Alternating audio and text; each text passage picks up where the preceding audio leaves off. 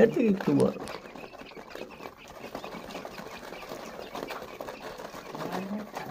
আমার আগের গুলো তো যেগুলো আগের ছিল সেগুলো বেশি না সেগুলো দিয়ে বড় যায় তাই যায় মোট ছোট শেষে আগের গুলো তো মোট বেশি হয় কয়টা গাছ আছে